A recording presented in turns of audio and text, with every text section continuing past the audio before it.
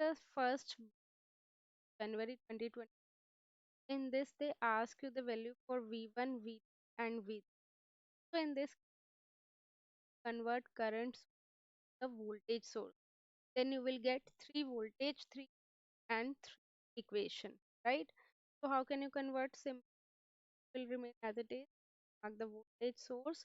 Voltage source I into R means 30. If I'll read diagram, then the diagram like this.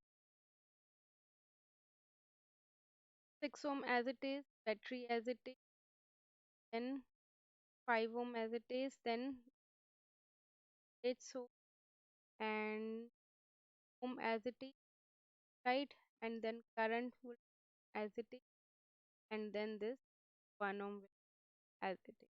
Okay, so how many will make V1 and and but now see, you can see that they joined this wire also. You can consider as V. But as you can see that V4 and V2, there is no element connected and V4, so we write 4 is equal to V2.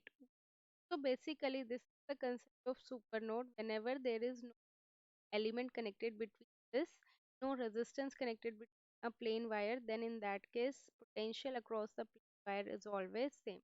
Like suppose there is a wire, and at this point, at this point, at this point, all over the potential will be same. Now you can apply simple KCL or nodal analysis, then you will get value for V1.